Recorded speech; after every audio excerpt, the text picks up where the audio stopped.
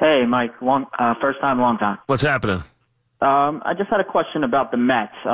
In your opinion, you think this offseason they go out and pursue somebody like a Santana or a Hosmer and make a big splash, or do you think they do what they usually do and sign, a reliever or two to help the bullpen and then sign a mid-level bat and call it, be content with that?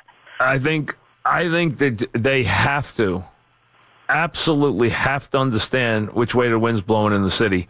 And they have to give their fans something to jump onto. Listen, they can bring back the Jose Reyeses and the Cabreras to fill in the infield. That's fine. There's nothing wrong with that. But they have got to bring in at least one more big-time bat into that lineup, without question. Now, I think they're going to try and bring Bruce back. We've heard that Bruce doesn't want to play there, that's not his top choice. He wants to play in Texas. Cleveland doesn't have the money to sign him. They have too many other guys they got to sign. So they're not going to sign Bruce even though they like them. Bruce, if Bruce can't get a deal somewhere else, maybe he comes back to the Mets. Maybe he does. I don't know. But they need another big-time bat, and then they can fill in from there. I don't think they'll make more than one major acquisition, but I think they need to make one. Ed in Queens, what's up, Ed? Mike, good afternoon. What's happening? Very good. Thank you. I just have a quick question. Yes. I want to make a comment. As a kid growing up, nobody was better than Jimmy the Greek breaking down the league. He could break down 14 games, and he'd always put those check marks, a positive and a negative, who had what. I don't even think he'd give the Giants a check for anything these days. He used to give at least a check for a defense. And my quick question, Mike, is what's a common quality in your 4 decades of covering football? What's a common quality that all the great NFL coaches have? A common quality that all the great coaches have. I don't know. I don't know if there is one. A common quality that they all have. Some of them are really different. I don't know that there's one quality. I mean, the first thing that would come to mind is that they're all smart, but I think that's pretty logical. That they're all have a very high level of football intelligence. I think that's pretty obvious. I mean, but if I have Bill Walsh in a room with Joe Gibbs and Parcells and Chuck Noll and Tom Landry and Vince Lombardi and Bill Belichick, Paul Brown, I have all those guys in a room together. Do I find a single quality in all of them that's the same? I'll tell you what it is. Here's the one thing that I will tell you that I have noticed, and I've been fortunate to be around a lot of. I would have loved to have been around Lombardi. I never was. Unfortunately, I would have loved that. I met Coach Landry a couple times. I had great respect for him, but I wasn't around him enough. Every great coach I've ever met is unbelievably negative. In that, I'll give you a perfect example. They win a game 37-10. After the game, you're sitting with the coach. Happy? No. We muffed the punt. We blocked the punt, or we almost got a punt blocked, or our kick coverage is going to kill us, or if we keep doing this, and all you're hearing them after the game is dwelling on the 2 things their team did wrong that day. It's eating at them after the game, because that's how they think. They think incredibly negatively because they're always trying to coach against a standard that they can't find. They're never satisfied. The guys who's satisfied are the guys who wind up 8-8.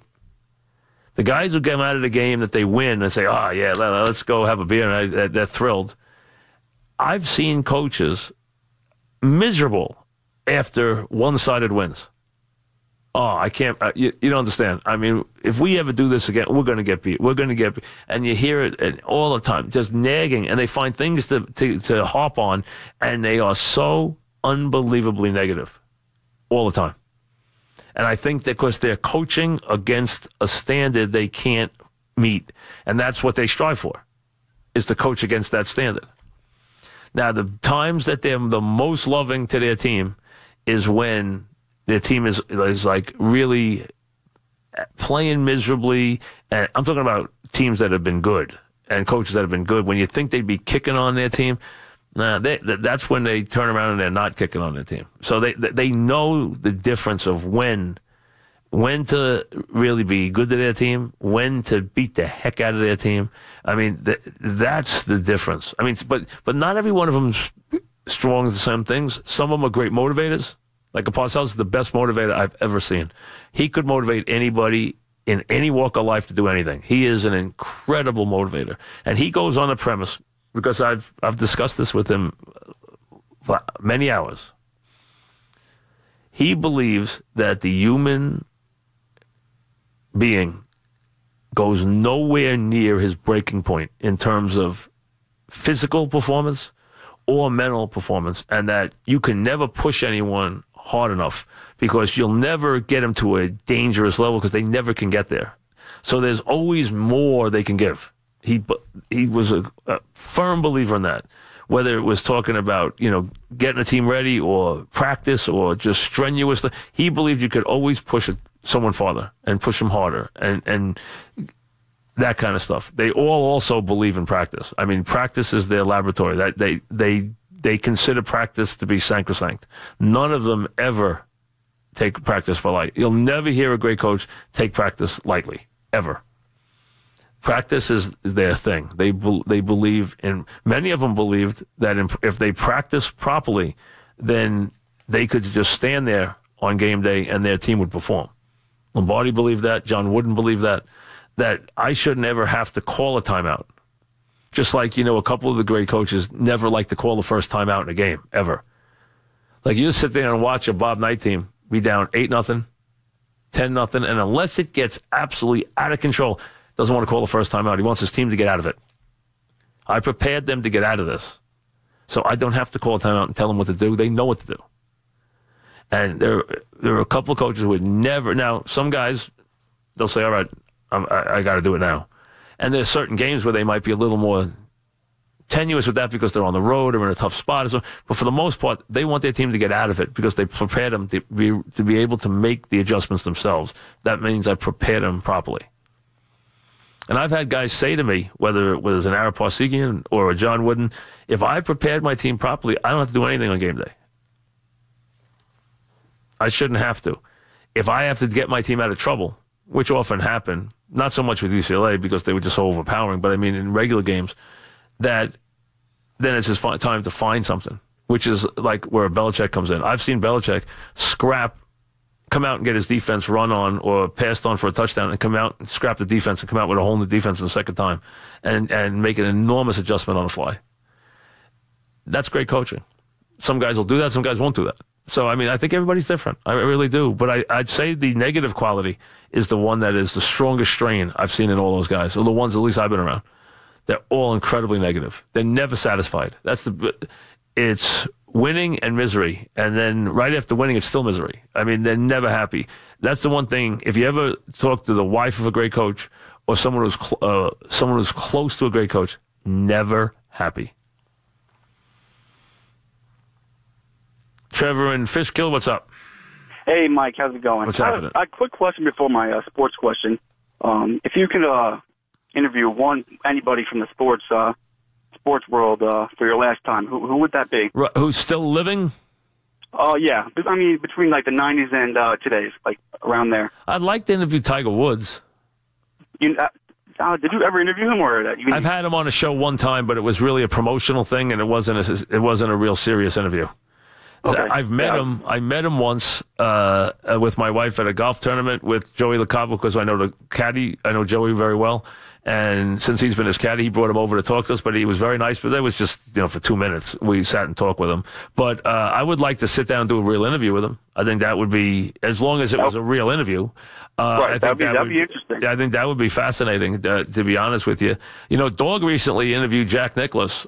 He got Jack Nicklaus because I saw somebody sent me a note that he got, and that's someone that I would always love to interview. I never did interview Jack Nicklaus. I would love to interview Jack Nicklaus. Because he was as big a winner as anybody we've produced in this country in a very, very long time. So was Tiger Woods. So was Jack Nicklaus. But Jack knew how to win. He just knew how to win. That's the thing. I mean, and the amazing thing is Jack has still got his wits about him. You know, if you see him on TV now, he still remembers this shot, this moment, this game. So, you know, he'd be a very interesting interview. But right now, but he's been interviewed a lot. I would like to interview Tiger Woods when nobody gets to interview. That would be very interesting. I would be thrilled by that. I would like that a lot. You know, I think that would be a very interesting one. Other than him, I'd like to interview Mike Trout. I don't hear a lot about what makes Mike Trout tick. You know, you see him, and he plays great, even on bad teams, but I'd like to hear, I haven't heard much from Mike Trout. So I'd like to hear from him a little bit. I think that would be interesting. What about you, Mink? Who's the one guy you want to interview, Mink? You want to interview someone? You know, that's got to be alive. Yeah. Not Lombardi. I'd like to interview Lombardi. Dog and I always wanted to interview DiMaggio. I'd love to interview Lombardi, without a question. I'd like to sit down with Namath. I'd love to get Namath in here. You know, he's been hooked up mostly with ESPN for years, so I would love to get Namath in here for a long interview. I'd love to sit and chat with him. I would have loved to interview Ali, but, you know, Ali was hard to interview because his Parkinson's and all the issues he had, he really couldn't do an interview anymore. But that would have been fascinating. But I would love to interview Namath. Yeah. The one person I would like to talk to, and you have, Knight.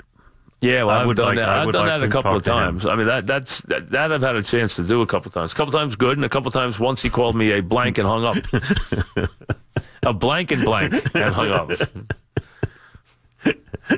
That hang-up got national attention. Boom, boom, blank, blank, boom. Why'd you hit him on the head? You blank, blank, gang, bang, hang up the phone. That's Knight. Yeah, here's the Mink Man.